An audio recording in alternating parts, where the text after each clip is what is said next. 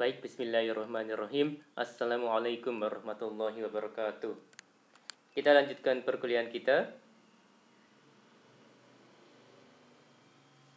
Topik pada perkuliahan kali ini adalah pengangguran, inflasi, dan kebijakan pemerintah. Saya mengambil materi ini dari internet dengan sumbernya adalah sebagai berikut. Oke, masuk ke pembahasan jenis pengangguran berdasarkan penyebabnya. Ada pengangguran normal, friksional, ada pengangguran siklikal, ada pengangguran struktural, dan ada pengangguran teknologi. Pengangguran normal, ya ada beberapa poin. Pengangguran sebanyak 2 atau 3% dari jumlah tenaga kerja, full employment. Para penganggur tidak ada pekerjaan bukan karena tidak dapat memperoleh pekerjaan, tetapi karena sedang mencari. Oke, saya ulangi. Para penganggur tidak ada pekerjaan bukan karena tidak dapat memperoleh pekerjaan, tetapi karena sedang mencari kerja lain yang lebih bagus. Pengangguran siklikal diakibatkan karena berkurangnya permintaan agregat AD, ya kalau saya tidak salah agregat demand, yang menyebabkan perusahaan mengurangi pekerjaan atau menutup perusahaan, mengakibatkan pengangguran akan bertambah. Pengangguran struktural disebabkan karena perubahan struktur ekonomi. Contoh, adanya barang baru yang lebih baik, ekspor produksi industri sangat menurun oleh karena persaingan yang lebih serius dari negara-negara lain. Kemerosotan itu akan menyebabkan kegiatan produksi dalam industri turun, pekerja terpaksa diberhentikan dan menjadi pengangguran.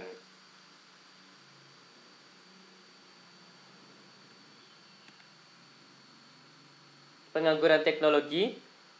Pengangguran dapat ditimbulkan oleh adanya penggantian tenaga manusia oleh mesin-mesin dan bahan kimia. Pengangguran diakibatkan oleh karena mesin dan kemajuan teknologi. Contohnya adalah revolusi industri.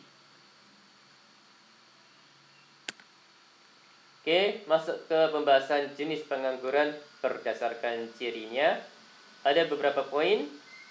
Ada pengangguran terbuka, ada pengangguran tersembunyi, ada pengangguran bermusim, dan ada setengah menganggur.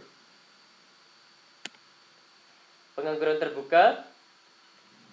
Pengangguran ini tercipta sebagai akibat pertambahan lowongan pekerjaan yang lebih rendah dari pertambahan tenaga kerja. Mengganggu secara nyata dan penuh waktu.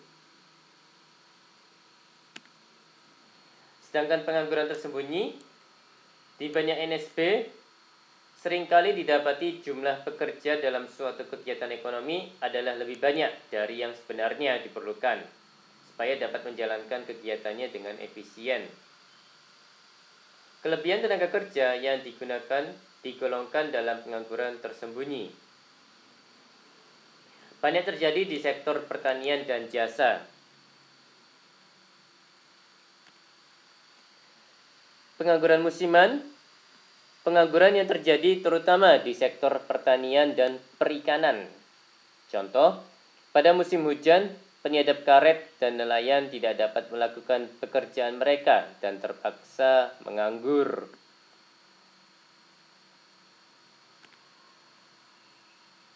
Setengah menganggur. Orang yang tidak menganggur tetapi tidak pula bekerja penuh waktu dan jam kerja jauh lebih rendah dari yang normal. Mereka mungkin bekerja hanya 1 hingga 2 hari seminggu atau 1 hingga 4 jam sehari.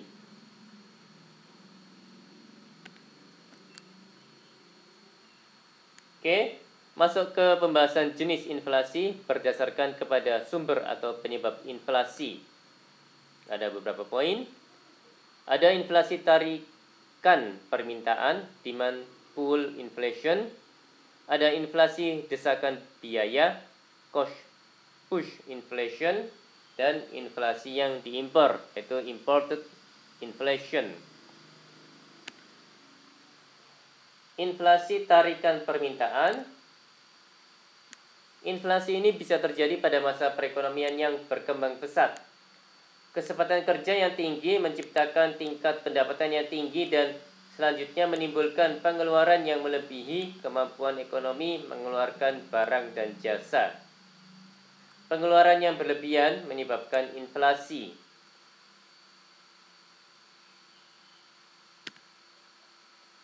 Demand pull inflation juga bisa terjadi pada masa perang atau ketidakstabilan politik yang terus-menerus.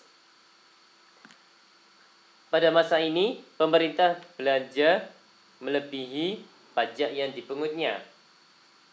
Untuk membiayai kelebihan pengeluaran, pemerintah terpaksa mencetak uang atau meminjam dari bank sentral. Pengeluaran pemerintah yang berlebihan menyebabkan permintaan agregat melebihi kemampuan ekonomi menyediakan barang dan jasa. Inflasi desakan biaya. Apabila perusahaan-perusahaan masih menghadapi permintaan yang bertambah, mereka akan berusaha menaikkan produksi dengan cara memberikan gaji dan upah yang lebih tinggi kepada pekerjaannya dan mencari pekerja baru dengan tawaran pembayaran yang lebih tinggi. Langkah ini mengakibatkan biaya produksi meningkat, yang akhirnya akan menyebabkan kenaikan harga-harga barang. Sedangkan inflasi yang diimpor, inflasi yang bersumber dari kenaikan barang-barang impor, ya barang-barang yang dibeli dari luar negeri ya Mas dan Mbak ya. Inflasi ini akan terjadi apabila barang-barang impor mengalami kenaikan harga dan mempunyai peran penting dalam kegiatan pengeluaran perusahaan. Contoh, efek kenaikan harga minyak kepada negara-negara barat dan pengimpor minyak. Terjadi stagflasi. Inflasi ketika pengangguran adalah tinggi di berbagai negara. Berdasarkan pada kelajuan kenaikan harga-harga yang berlaku, ada inflasi merayap, galloping, ada inflasi sederhana, moderate, dan hyperinflasi.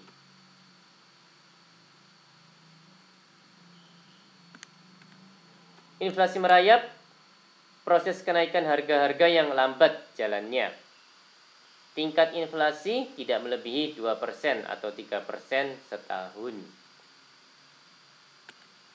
Sedangkan inflasi sederhana, inflasi mencapai 5% sampai 10% setahun.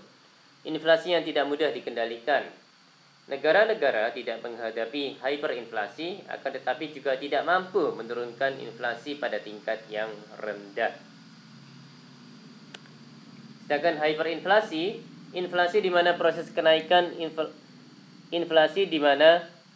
kenaikan harga-harga sangat cepat yang menyebabkan tingkat harga menjadi 2 atau beberapa kali lipat dalam masa yang singkat.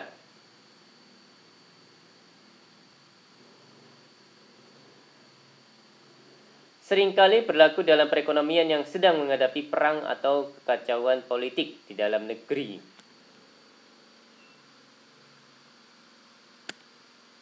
Baik, demikian dari saya. Mohon maaf kalau ada kata-kata yang salah. Terima kasih atas perhatiannya. Wassalamualaikum warahmatullahi wabarakatuh.